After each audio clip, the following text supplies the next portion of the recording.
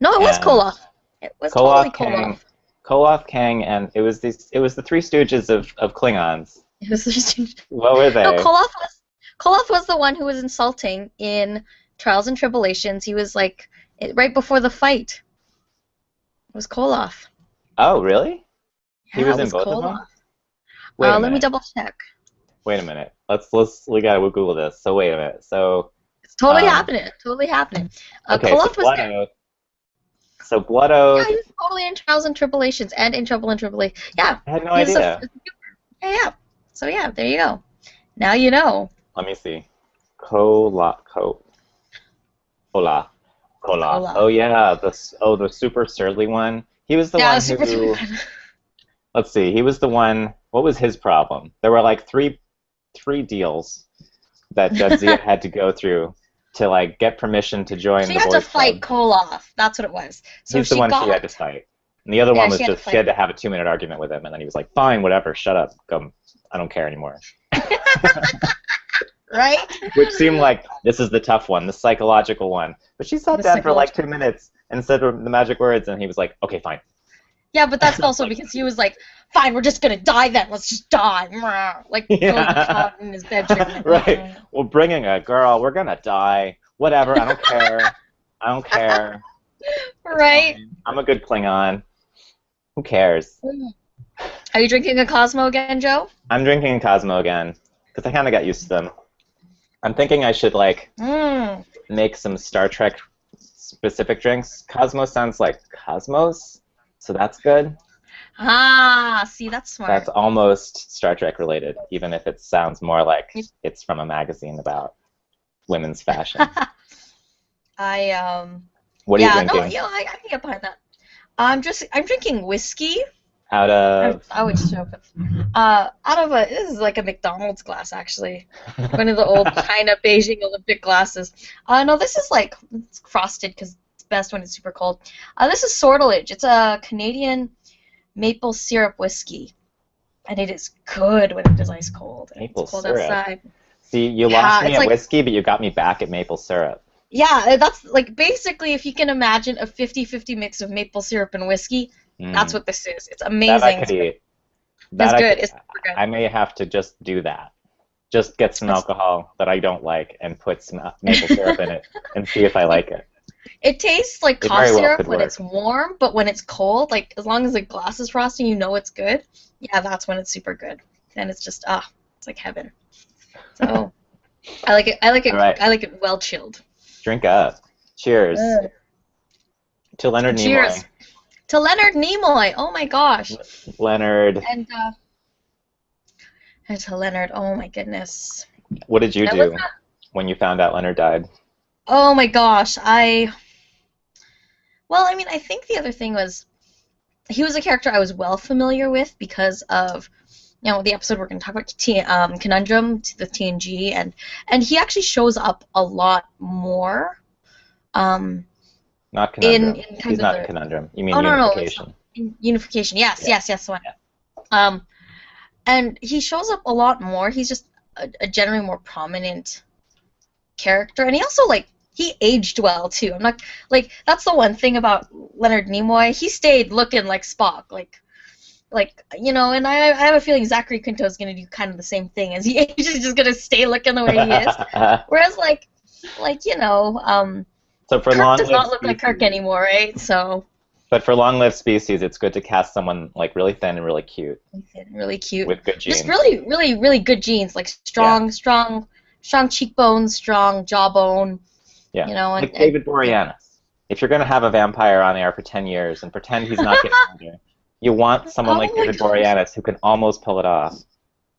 He pretty much yeah I'm with you on that totally 100% actually like it's bad when you like watch it because you watch it go through and you're on board the entire time. You can go through Buffy and Angel and be like, yeah, he has an age bit, he looks like a vampire, and then you go backwards like you're like, oh, Right. let's go watch season 1 again, and you're like, whoa. Yeah, and you're like and they put way more makeup on him at the beginning, as he's a Yeah. corpse, so he's got to be pale, and he was much paler, and then later Look, kind of they did the same thing to Spike too, flipped it. so but yeah, I'm when Nimoy passed, it wasn't like a thing, like it wasn't because they had known he was like ill beforehand, like a few days beforehand. It wasn't like this like, hey, we're pretending everyone's dead on Twitter, like it normally happens, right? Hmm. So that kind of um, like I still held on just for like the official reporting and stuff, but at the same time I was just like, well, I guess he's not coming back. The timelines won't cross or whatever. Um, Hmm. So yeah, you knew that it was the last few days that you had heard already? yeah. Well, I heard that he went into the hospital because he was Oh. ill. Um, and I was like, oh, that's not good. But like, celebrities go into the hospital all the time and they come out all the time. It could have been like a drug problem. But like, I think it's one of those things where it's just like, what did they say? It's just like it was complications due to smoking, but he hadn't smoked for 30 years.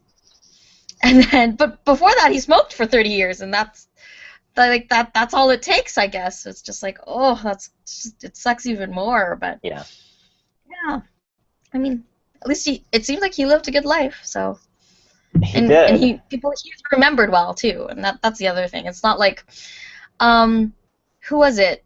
The guy who played um Gomez Adams in the reboot film version of the Addams Family, like Raul the Julia. 90s versions. Raul Raul Julia. Julia. Yeah. His last role was as um, the dude from Street Fighter, and you're like, oh, that was it. Yeah, everybody has to have some bad roles. That's okay.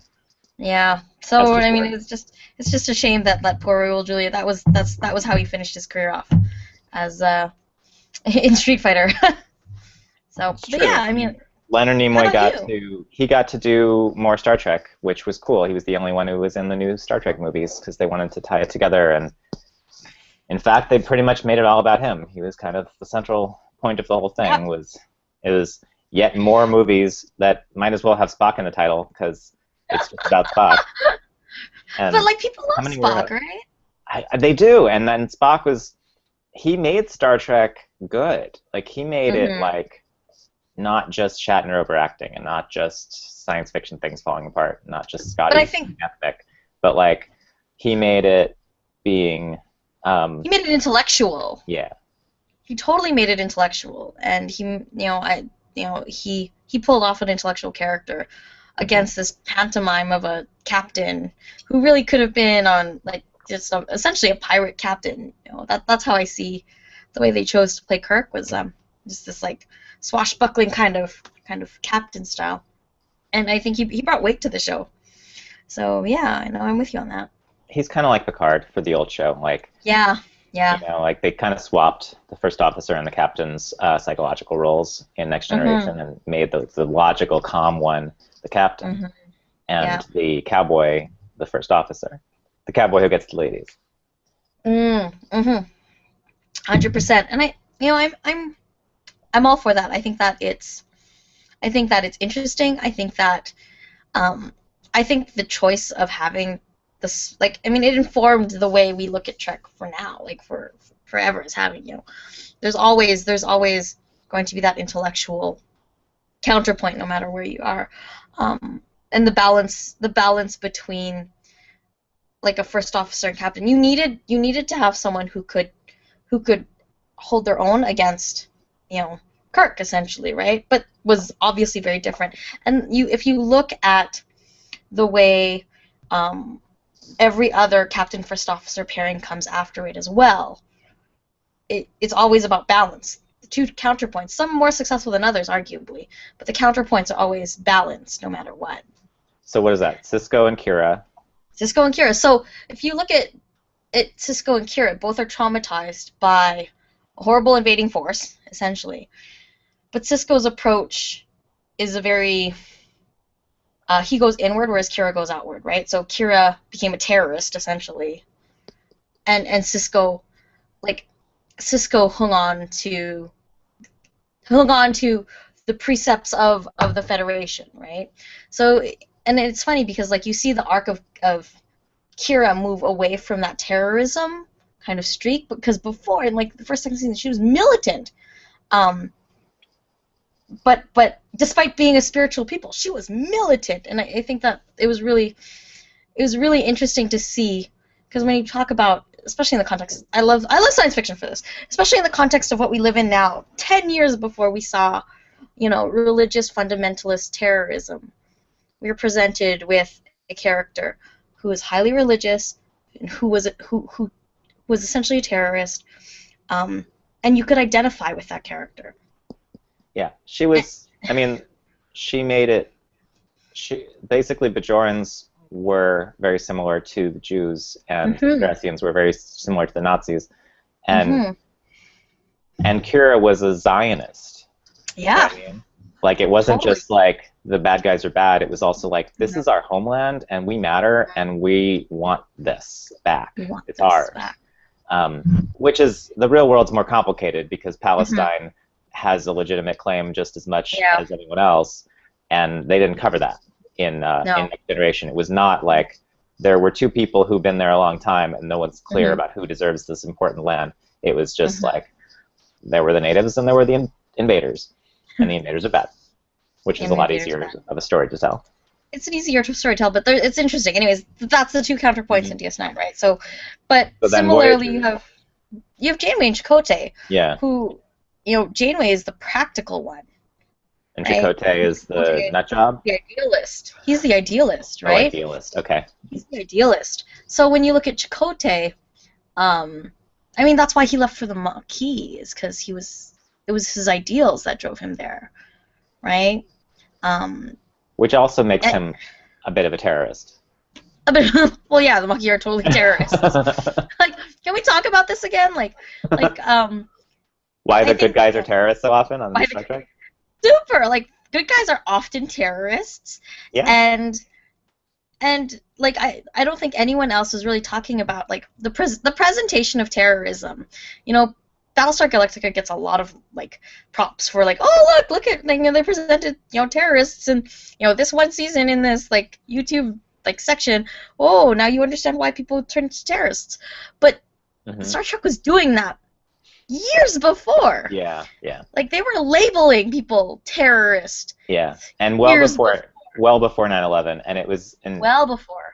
And, like, terrorism was considered... It was still something that they branded. It was all... Like one government's media would call the enemy terrorists, the other government's media would call their enemy terrorists, and whoever they're speaking for, who they think are the good guys, they're the freedom fighters, and the other ones are the insurgents or the terrorists.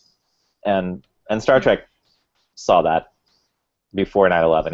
It was already like clear enough to science fiction authors thinking about it that it was. No one thinks of the bad guy, and people don't do crazy, evil things for the hell of it, especially if they're not bankers, Like, if they're not getting a whole lot of money out of it, why be evil? What's the point? And, like, your religion doesn't teach you to be evil for evil's sake. That's not a popular religion. There are no popular religions that do that. There's just people who are very put upon and need to, like, they need to lash out and fight for whatever they can fight for. And, I think that there was literally one moment in DS9 where I actually sympathized with Kaiwin. Can you believe it? Right? Like, what was the moment? There was a. Was it at the end? She was talking to Kira. No. Oh God, no. She's like, you deserve that. Bitch, well, you deserve that. Just when she starts getting screwed over by Gul Dukat, it starts being like, wow. Right. I almost feel bad for her, but I also feel like this is all just so delicious. They deserve it was delicious stuff. It was when she was talking to Kira about how they survived the war, and she's like, we were priests. We couldn't take up arms. So our fight was even harder to fight than yours. And you're like, oh, ouch, Kaiwin. Because, like, it's true. How does an entirely, like, the backbone of that structure, a religious society, survive a war? When they're not, they can't pick up arms. They could. And they could. But they just don't. like the priest on Sons of Anarchy. It's like all about like the IRA. But yeah, like it's one of those things where she points out to Kira, like, no, you're not better than me because you fought. It doesn't make you better than me because I didn't fight. You have to remember that. And I I was like, yeah, that's a good point. Like this Well, is you're this you're more is open-minded than I am because I don't remember that scene as well as you do because when mm. Tywin opens her mouth and talks to Kira about why Kira is not better than her, I'm just like I shut down. I'm just like, oh, you jerk, you're just shut up, just Just stop shut up. preaching. You're preaching. Stop preaching. You're preaching. I don't know. The more I think about Adami, the more I'm like, I find her fascinating. Uh-huh. Um, because I like the idea of a character like the I like the idea of a character who isn't motivated by a man. I like the idea of a character who is ambitious and cunning, who isn't puppet drawn. It's all internal. Like an evil female who isn't driven by men is really interesting to me. Power for power's sake. Um, and I think she's more compelling because she's female. Because just a guy who wants power is there's nothing. That's kind of a typical trope, Yeah, right? that's Gul Dukat. Um, That's all the it's called Klingons. a cut. Yeah, it's exactly right. Like, but like she's one of those characters, one of those rare characters you see who who is actually truly ambitious and who is successful. She wins. She wins more than she loses when it comes to getting what she wants. That's interesting and that's remarkable to me. Like, Yeah, you you're hate right. I her never thought because about she's that. successful. Because when Um, I was young enough that when it was on and she was doing all those things, I wasn't thinking of it as a feminist issue. I was just mhm. actively hating her, which is what you're supposed to do because she's Yeah, horrible. she's And horrible. Still totally horrible. but she's hateable because she's super evil and super powerful and getting away with it. Yeah, She's a, she's totally. she's Yeah. a pope. She's a bad pope. She's a bad space pope, but she's good at what she does. She's good at the politics. She's good at Hmm. manipulating the things. She knows the game she's playing, and I think that like the whole character of her just it makes me like I'm fascinated by her the way that I'm fascinated by Kira as a military leader and how like nothing is questioned about that. Like that the placement of that's really interesting to me. Kaiwen is a religious leader. She's a woman, but nobody like questions that. That's not a weird thing. Um, and she's bad. Like, because I also often find that, like, especially when you have a character who's female, who is, you know, they are put up on a pedestal and they're not, like, made out to be. Like, if a woman is evil, it's not of her own agency. She's just evil because a man's making her or manipulating her or she's scorned by a man. None of that. There's none of that. There's none of that present. I love it because it's so cool. I think it's cool. I loved Louise But Fletcher. I yeah. loved because I Oh.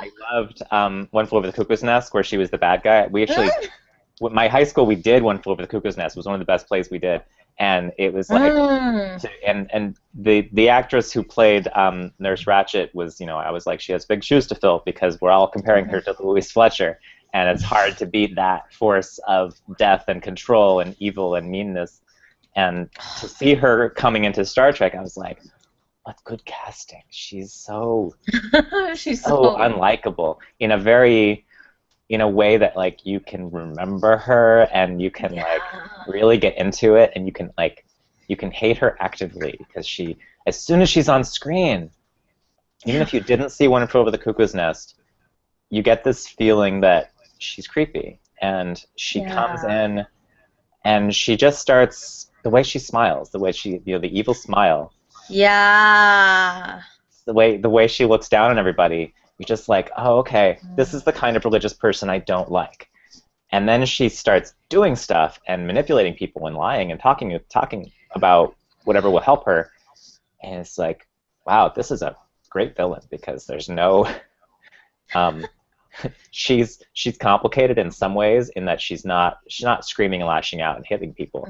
Mhm. She's an evil, quiet villain, but she's super evil. She's super selfish, and she's super hypocritical.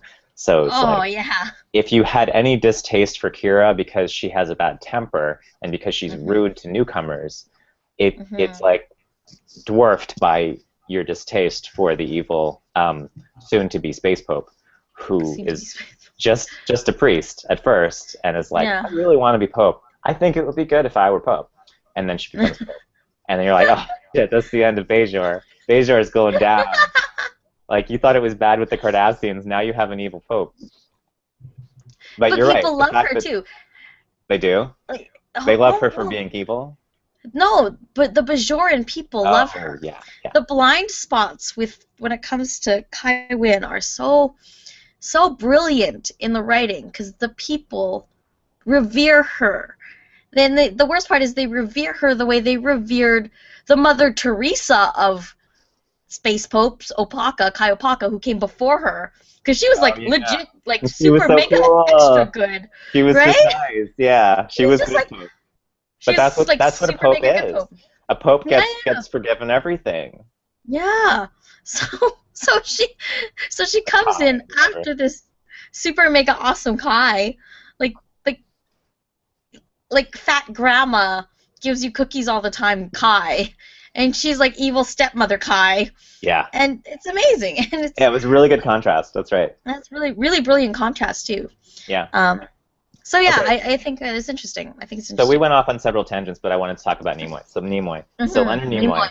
Because we were talking about captains and how they're Yeah. pairs of opposites or complementary colors. And hmm so when Nimoy died, I've been wanting to like make more videos myself, just make vlogs and get used to being on camera and talk to the camera about whatever's going on. And hmm I was like, I woke up, looked at my phone, waking myself up, and I see Leonard Nimoy's dead, and I'm like, oh shit, okay. And I wasn't sure if it was going to hit me because celebrities die all the time, and it's hard to tell which ones are going to hit you and which ones are going to be like, oh, that's sad. But hmm this one, the more I thought about it, the more I read other people's reactions and saw how huge his impact was on the Twitterverse and everything on the Yeah. internet and how much he meant to people in our age bracket who were using the internet. I was like, hmm I never even noticed that Spock's what makes TOS bearable. It's what makes TOS like like compelling in some ways. And he has his stupid bits where they have him saying sexist things for no logical reason that, in retrospect, are not logical things for Vulcans to say. But by and large, his character and his role were they were huge. They were like, let's not just look at this like cowboy American gunslinging heroes, narcissists. But let's look at this as like what's best for mankind, what's best for Vulcankind, what's best for the world and the universe. And let's, I mean, now it's almost a cliche. Now it's like for something to be extra logical, you think of it as being like a Vulcan. And you can't make a race that's completely logical because that's been done. That's Vulcans. But it wasn't done at the time, and there were no other Vulcans.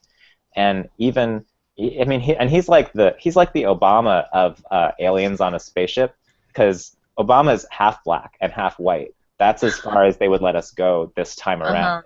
They, like a fully like recent African descendant, darker skinned black man, Uh-huh. less likely to get elected than a half white one. And that was Spock. Spock was half human. There, or the D&D equivalent, a half elf. Like you're still okay. We still understand you. You're from my world of the dominant culture, but you're a half breed. So you're part way into the other world that I can feel good about respecting because Uh-huh. it's a cultural minority. And in Starfleet, as they say on Reddit, in Daystrom Institute, Starfleet is a human club. It's no picnic if you're not a human, because you're not surrounded by people of your own kind or even people of non-human kind. You're surrounded by humans all the time. And Spock was the token alien, which was there was no tokenism. The tokenism wasn't a word in the 60s, but I don't think it was. But he was the token alien, just like there was the token black woman and the token Russian and the token Scotsman for some reason. And a token Asian. You have an Asian in there. Who was the But I Asian? mean, Oh yeah, Sulu. Sulu. And yeah, so they had a bunch of tokens. That was like, let's make them all But different except for the but you need an like, alien for it to be a space show. right. Otherwise, it's just a show, right? Um, And so even you then, it need was an only half alien. alien. And So I I don't was know. weeping. I was crying, and I was just like talking about how much I realized that Leonard Nimoy meant to me, even though I never really loved the original series. But if there was anything about it that I could really get into, it was Spock. Mm, it's it's interesting because I don't know how the world is going to react. Um, I mean, hopefully it's not for a long time when Patrick Stewart passes, right? Like, not to get morbid, but I like just thinking about it now. I'm like, I don't know, because that from a that kind of perspective, I can see why people got emotional because I get emotional thinking about that now. Um, and I think too, it just talks about how we all could could relate to that character, right? Like Kirk was fully human, but how many of us are jocks, right? Like Hmm. how many of us were that character? You know, Hmm. it was And how many of us had the confidence to yeah, just look down on other people the way Kirk did and just, like, yeah, don't worry about it. I got this. you know, it's almost as if the character of Spock gave us permission to withdraw and be logical as opposed to, you know, being awkward and trying to fit another mold. It let us be nerdy. It gave us permission to be nerdy, and that was okay. And that was, those are admirable traits. Being a logical person is an admirable trait. Instead of being the jock, instead of being all the things that you would expect. Just being an intellectual was cool. Um, because that's kind of what Romulans are, right? They talk about it, and I think that's the other thing is Spock, Romulans? Vulcans. Vulcans. Sorry, but Vulcans are stronger than humans, significantly stronger than humans. But that's not the trait they portray. Like that's not the Hmm. thing they talk about. Um, it isn't how strong they are. So yeah, of course, freaking Spock could win in a fist fight and all that stuff, But he but won't. Not very he often. won't. He Not as often as won't. the rest of the crew. Exactly right. Exactly. So for me, I think that like um, the character is really interesting. The character, I can see why so many people identified with that character, and I mean, you know, there's a reason why there was a search for Spock, and there's a reason like he was beloved. You can't argue Yeah. how beloved he was. And even like, so in the 60s, they hadn't really popularized a diagnosis for autism or Uh, Asperger's. uh-uh. But I've read about people who had autism or Asperger's who were, um, they connected to Spock, and he like gave them permission to be who they are and not feel ashamed of it. And they could, connect to a person who was on TV who they Mhm. understood. And then later it was Data, and Data was the Yeah. totally the replacement Spock. He was the outsider, the non-human, or like even though Yeah. Klingons were now on the ship, one Klingon was on the ship, What? and Yeah. the barber was blue, but like Yeah. the but Data was they were like, okay, now we've normalized not only international politics but Mhm. interplanetary politics. We now have Yeah. Klingons on Picard's ship, Yeah. and Mhm. Data was the super outsider at that point. If Worf was Scotty because Yeah. he's from another culture, but he's still a person, he's still a living man. Data is the super outsider who people are still bigoted against because they're like, I don't know what this is. This is new to me. This is not even a living person. This is just a machine. And he had a lot in common with Spock. His limitations were similar to Spock's because he was excellent at logic and pretty bad at intuition. Mhm. Mhm. Um, I mean, I think that was the other thing, right? Like the having, and I mean, I think that the exploration of humanity through characters who lack elements of humanity is really interesting. Like that's how they played a lot of Data, and that's why Data was so fun to watch, and because the writers had a lot of fun with that exploration as well. Similarly, Spock, you know, and I think they really hit on it in the Paramount movies that recently came out, right? The idea of well, Spock is actually half human, so they actually explore that humanity within him, which is really interesting because you don't get that perspective. It's only now that we are able to have that reflection on that character from that perspective, because before it was like he's an alien, he's an alien, he's an alien, and we forget, you know, he's a human too.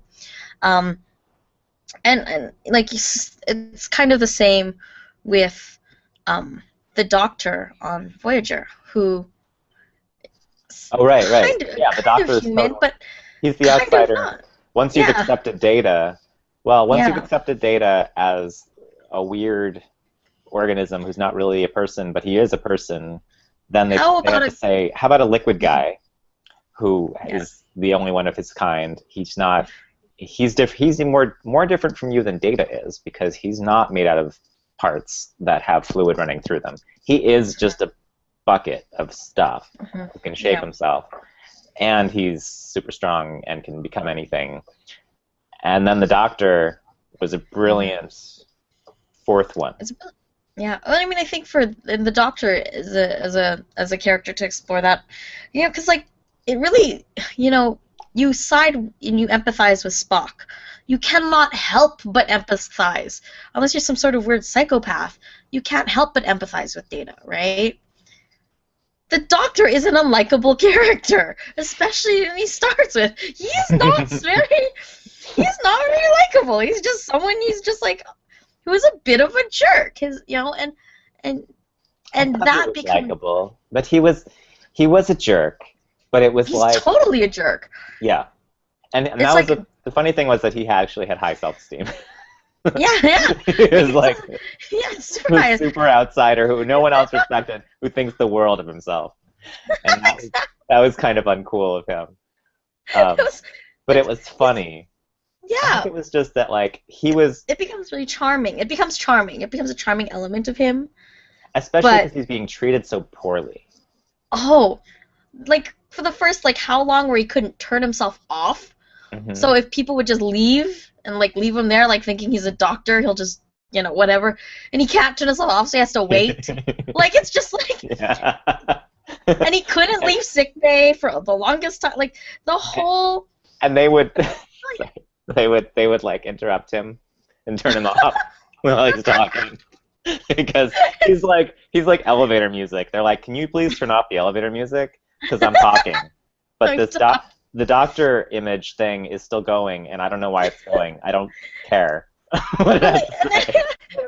well, I think that was the interesting thing is like, they were having trouble. Like, how much different is this Doctor hologram than my tricorder in terms of like being something like a medical device for me? Yeah, that's the Doctor, right?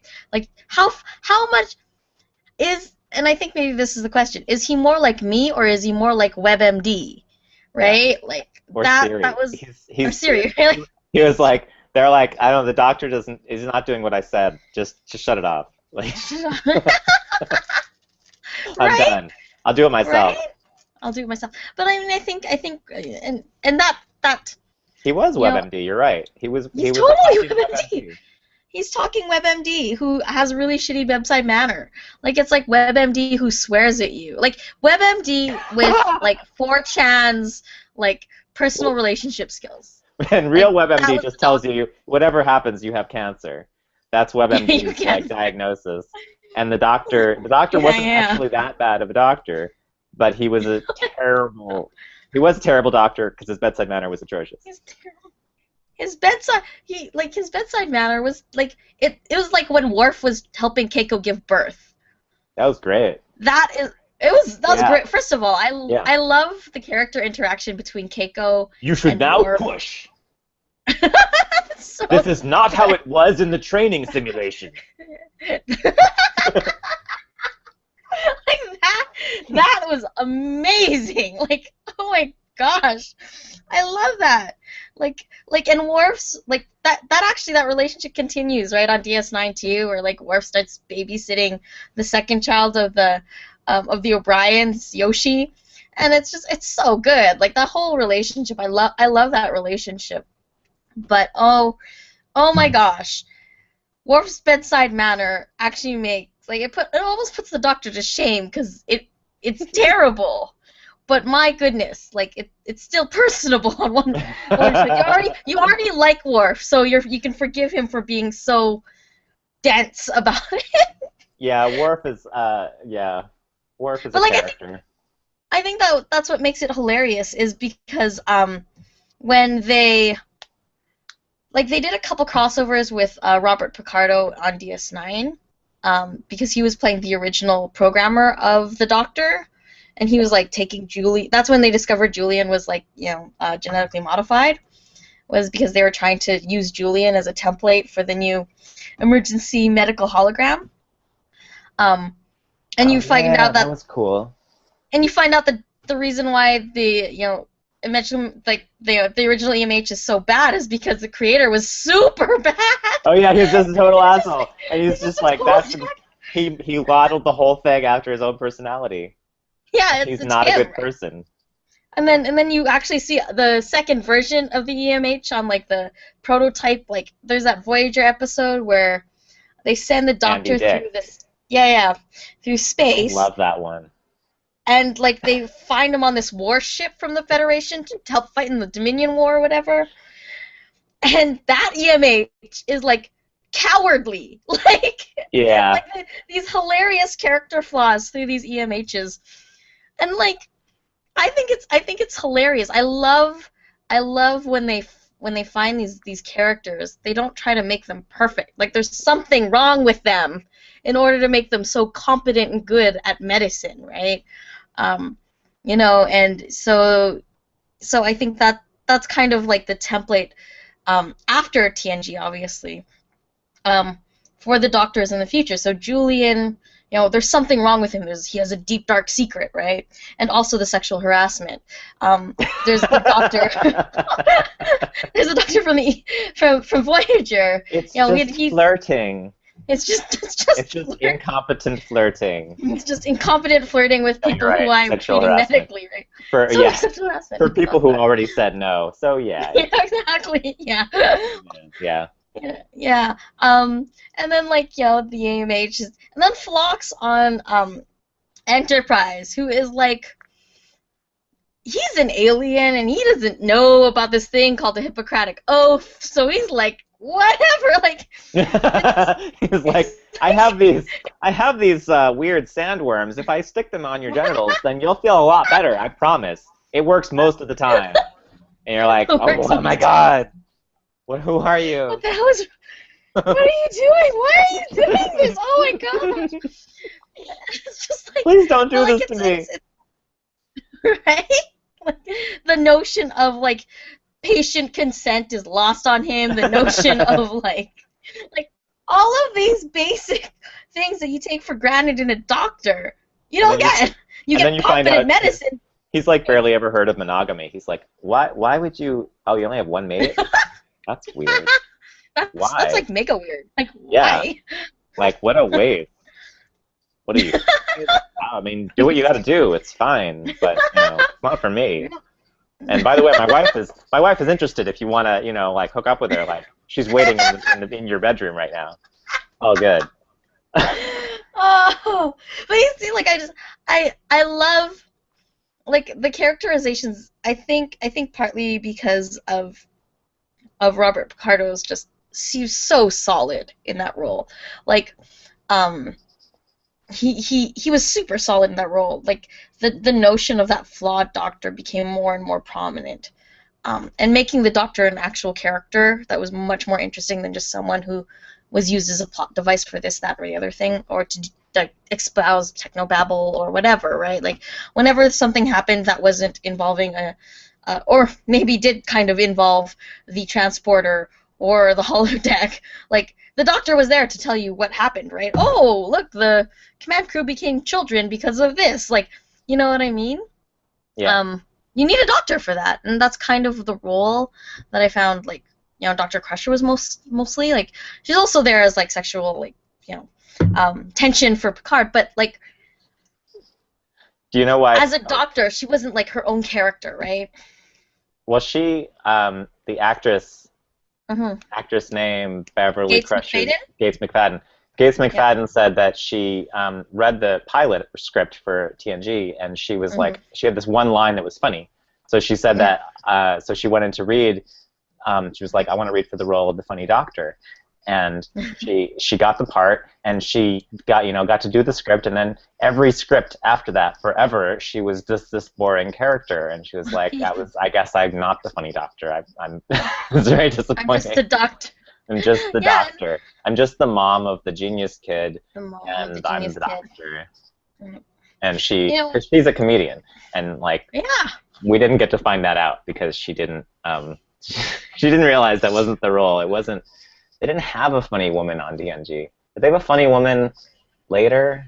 They must have. I mean, the closest. Okay, so Dax was actually pretty funny. Like the character of Dax she and was her kind of sense of funny. I humor thought she was was. kind of stiff, but you're I mean, right. she You're was. right. She wasn't played She funny, had but a she lot was of written funny though. yeah, right. Like she definitely was. Like I find that she was written funny. Ezri, which was done in the last season of DS9, Mm-hmm. was written to be funny, and she Yeah. was like, again, the writing was strong enough for that. Um, What about Hoshi? Is she funny? She's kind of sad. yeah, I wouldn't call like I don't.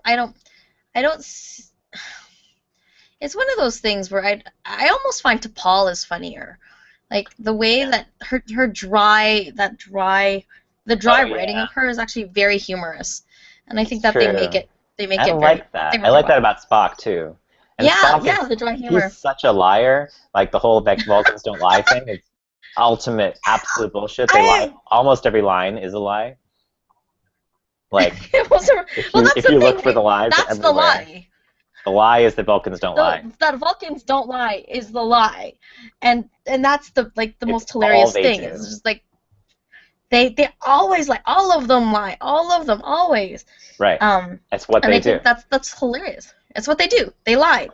Yeah. And it's super hilarious. I think it's So funny. I really liked when Nimoy he forgot who he was. No, he didn't forget who he was. He Mhm. forgot his relationship. He forgot his feelings for Jim Yeah.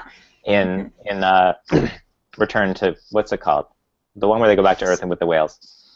It's Voyage Home. Voyage Home. Thank you. Voyage Home. The best of the original movies. Absolutely, 100%.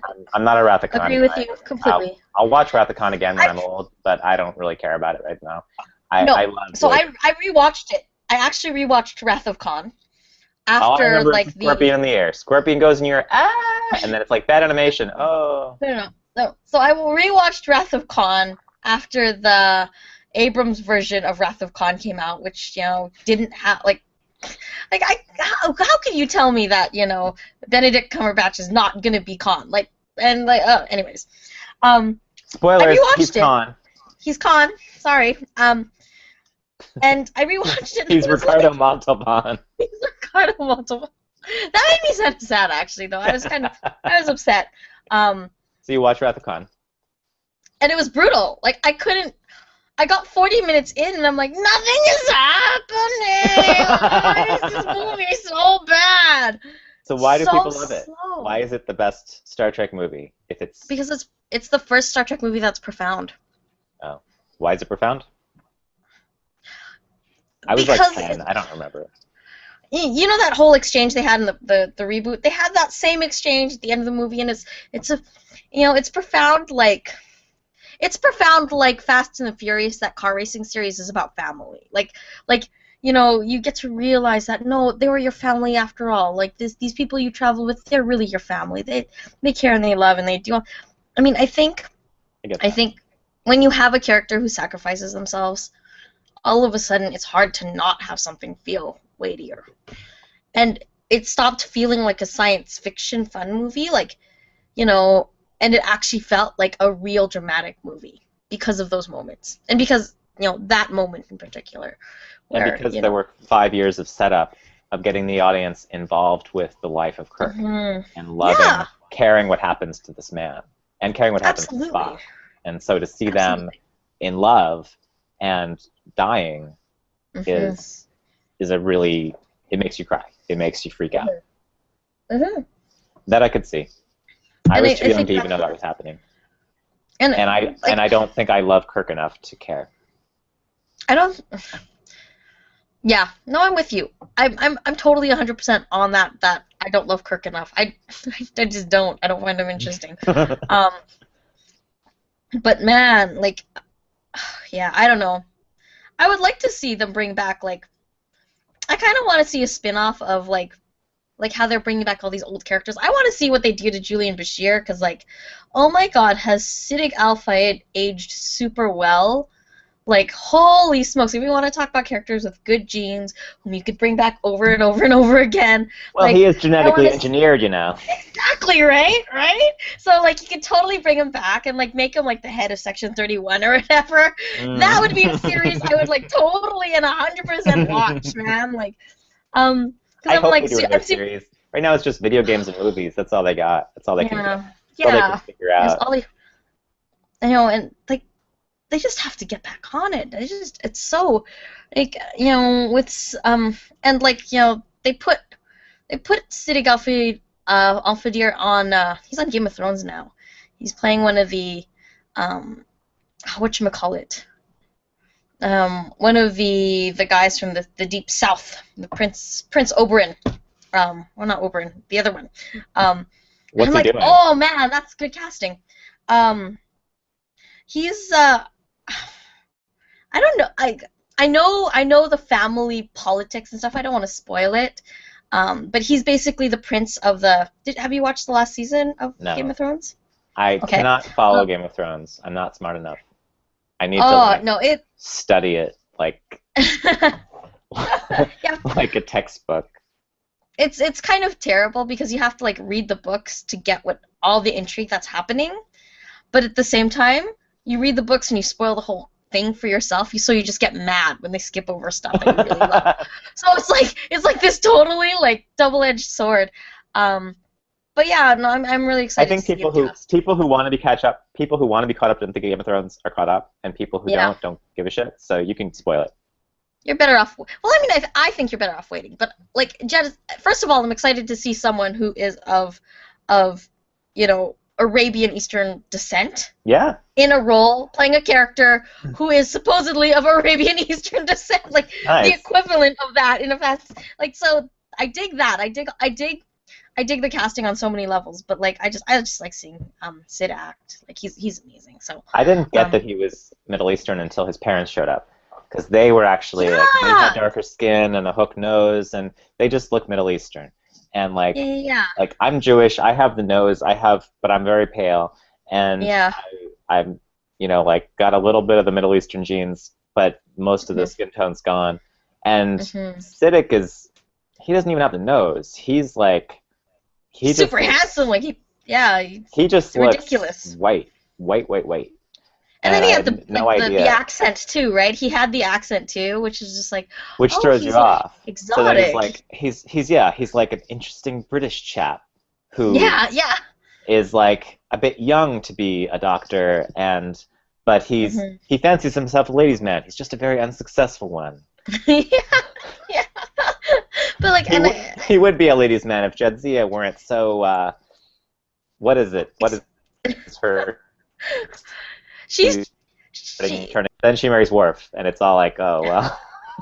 Well, it's because she's into leather sex. That's what happens, Hmm. right? Like, if you're not into leather sex, like Yeah, there is a she's a biker chick. natural and yeah, yeah, exactly. There's a natural and normalized relationship between Klingons and leather sex. Because like you watch how Hmm. their whole mating ritual and it's all that stuff. Hmm. It's like all BDSM, man. They're Yeah, lifestylers. They don't just do it yeah. recreationally. 'Cause she's like, if I can't get a little bit of physical pain during sex, it doesn't really work for me. It's okay, but it It's doesn't okay. work.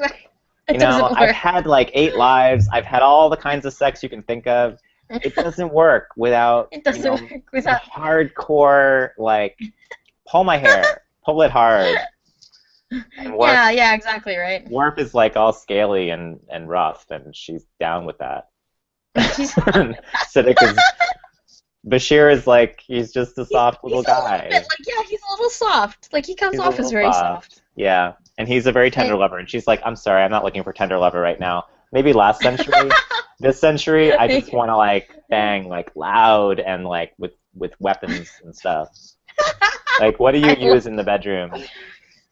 if it doesn't have at least three pointy sides, I'm not in. Yeah. Not But in. it was Like, Jadzia. It wasn't just Dax. It was mhm. Jadzia who wanted It to was like. Jadzia She specific. wanted to be a biker chick. Because Yeah, Esri is like, 100%. I love that. I was really surprised that the next Dax was a woman, because I just assumed, like, Mm, well, the most, she's been swapping genders.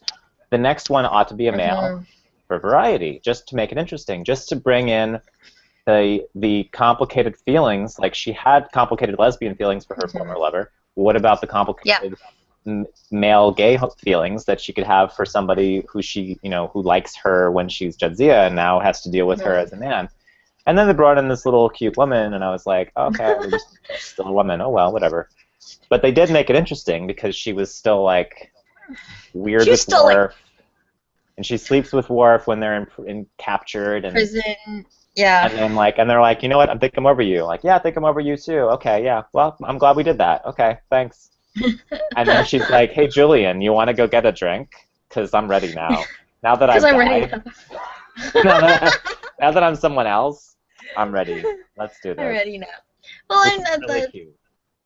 like I love Ezri because as a character, she was also like she's just very different from Jadzia, right? Like she just she was so confused and like and and the whole process. I don't know if like a symbiote implantation would ever be smooth going for anyone. Like it's got to be a totally like very confusing, very hard experience. Like I can't imagine it being anything else.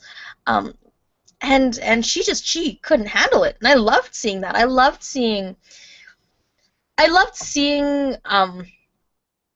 aliens on DS9 act like aliens, and a newly joined Trill who wasn't handling it well, who didn't understand what the fuck is happening. Why do I get like space sickness when we're moving at warp? And oh, I can totally tell when the frickin' station is spinning, and like all that stuff. That's interesting to me because nobody else, everyone's like totally normalized, right? So when aliens act like aliens, it's cool. It's like that low grav alien on DS9 who like changed her gravity settings in her room so she could float. Oh yeah, And like, that was cool. yeah, yeah, who Yeah. got hit on by Julian Bashir. Who did? Totally, totally, totally. But like, it's one of those again, one of those characters. Like, I loved seeing that, and I loved that she was a Federation officer, right? So you talk about how the Federation. You mean Esri? Um, Esri was oh Federation no, officer. well, like is the low grav alien was also a Oh, okay, Federation, yeah. right? Like we talk about Esri being or we talk about the Federation being like a human club, and it is very human facing. Like I feel like part of the high, like sure, the Federation's headquarters is on Earth and blah blah blah, but like the Federation existed before, like or oh no, it didn't exist before, but like it was a big thing populated by other things. Like you had the Vulcan captain who was like the rival of Cisco. They played baseball against each other, right? Like Oh, that douchebag. He was cool. I mean, he was a he's good cool, villain. right? Yeah. Just a good rival. I think it was fun. I loved seeing like, and I love the fact they couldn't beat him. You can't beat Vulcans who want to play baseball. Are you Right? kidding me? Like, Right? right? They're It's not stronger that. than you. Yeah. They just They're win. smarter It's than not. you. They just It's not like they have to think about it. They just do the work. yeah. Do the work, and it's done. They just, it's like the freaking I that's love the that way. episode. To Yeah, it's such a good manufacture episode. to manufacture triumph. That's the end. And they're like, Woo! they're like, you are manufacturing triumph where I none just exists, and they all the DS9 people are like, to manufacture they'll triumph, cheer to for it. manufacture triumph. Like, and that's the only way you can get under that kind of person's skin. Because we have all had someone in our lives who is just better than us, who we hated for because they were better than us. But he was a And when you bully. got your upper hand on them, even though it was like it's totally a Pyrrhic victory, you did it because it was awesome, right? Wait, what does Pyrrhic mean? So, I've heard that before. I don't know so what it yeah, means. What's Pyrrhic? it means it's like you said, it's basically a fake victory. Like it's like when you change all the measures of success so that your failure is now a success. Uh-huh. That's what it is. It's Okay, essentially cool. Made up. it's kind of like it's it's when you win only because you did the thing that you kind of wanted to do. It's not actually a true what would be considered a true victory in anyone else's eyes. I So see. yeah, Yeah. I think that But his whole that thing, you know like they won over the they're Vulcans aliens, right? because he Yeah. he wanted to play baseball to prove that he's better, which is an illogical thing to want to do in the first place. And Yeah. then he would have his feelings hurt because they didn't accept his superiority. It's It so was good. like, It's so you're good. not supposed to acknowledge your feelings, dude. Hmm. You're failing as a Vulcan right now. Like, you're good at baseball, you're bad at Vulcan. And I he was love like, that line. shut up. I am not. I'm I'm good. not bad at Vulcan. I'm I am better. I'm the best at Vulcan. I'm the Okay. best at everything, you stupid humans. But And yeah, there's like all these non-humans on the team who are like, I'm not human. Why is he talking about humans? What humans? What are you talking right? That's the other thing. Like, Because Kira and Dax are like, I don't understand what he's talking about. I'm not human. right? I got nothing against emotion, but, get your facts straight, man. Get your facts straight, man. Stupid Vulcan. Stupid Vulcans. So yeah, I think that's like that's my tie-in with all the, discussion in Nimoy is, I love the portrayal of aliens. I love the portrayal of Vulcans, especially in the Federation. I love seeing the tension and the pseudo camaraderie in that. I love all of it because it's like you're still on the same team, and everyone knows you're still on the same team, but you just don't like that dude, right? He's on your team, but you just don't like him. He's a dick, right? Yeah. So. I liked Spock being, like, as he got older, I liked him Mhm. even more as he got more complicated. Yeah. When he was, Yeah. like, they did the thing in Voyage Home where he kind of doesn't remember Jim, but he's still a Vulcan, he's still Spock, and Mhm. then he starts to mature even more, and like then in Next Generation and in alternate universe, well, I guess it's not alternate universe for him. He is from Next Generation. So first Next Generation, Yep. in Unification, he's Yep. a much more mature Spock.